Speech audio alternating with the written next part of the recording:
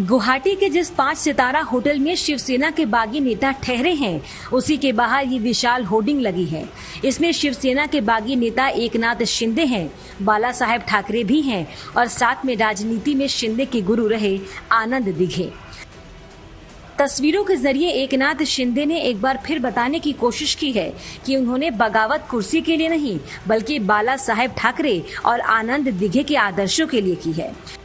Supreme court से शिंदे खेमे को राहत मिलने के बाद अटकलें अब इन सवालों पर शुरू हो गई है कि महाराष्ट्र के सियासी संकट का अगला अध्याय क्या होगा। अगला अध्याय लिखने के लिए फिलहाल शिंदे खेमे ने गुवाहाटी के 5 सितारा होटल में अपनी बुकिंग 5 जुलाई तक के लिए बढ़ा दी है। पहले ये बुकिंग 30 जून तक के लिए थी। कल इन बागी विधायकों से मिलने असम सरकार के मंत्री जयंत मल्ला पहुंचे थे, लेकिन मीडिया ने सवाल किया तो उन्होंने इसे दोस्ताना मुलाकात बता दी। पॉलिटिकल कुछ एंगल है, तो बीजेपी के कुछ इन्वॉल्वमेंट नहीं है आपका मन का क्या एंगल रहेगा? कोई ऐसा है, पूरा देश भर में बहुत सारे एमएलए का साथ मेरा ही जान पहचान है। कोई गुवाहाटी आएगा तो मुझे बुलाएगा तब मैं जाता हूँ, इतना ही जान पहचान है। उसका अलावा पॉलिटिकल सिचुएशन में हम लोगों को कोई जानकारी नहीं। मल्ला के इस बयान से साफ है कि बीजेपी अभी सीधे तौर पर शिंदे खेमे के साथ दिखना नहीं चाहती। कल मुंबई में बीजेपी कोर कमेटी की बैठक से निकले पार्टी के सीनियर नेता सुधीर मुनगंटीवार ने साफ साफ कहा, बीजेपी वेट एंड वॉच की नीति पर चल रही है।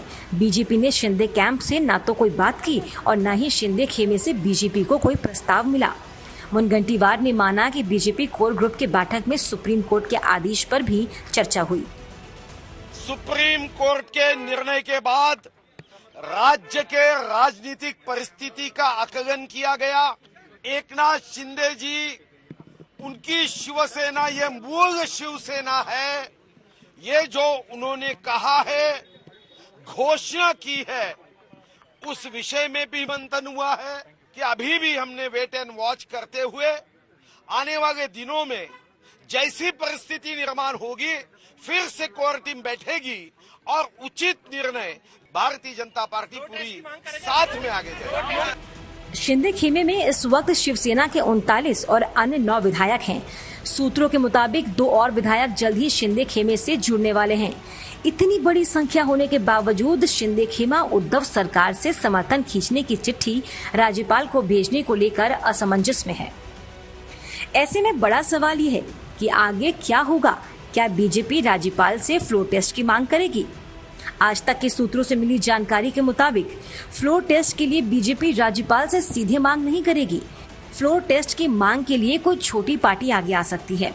ऐसे में अन्य विकल्प ये है कि हालात का स्वतः संज्ञान लेकर राज्यपाल खुद उद्धव से बहुमत साबित करने को कहें।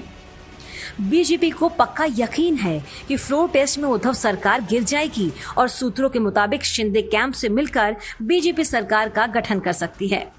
सूत्रों के मुताबिक बीजेपी ने अपने सभी विधायकों से मुंबई या आसपास के इलाकों में रहने को कहा ताकि फ्लोर टेस्ट हो तो सारे विधायक मौजूद रहें।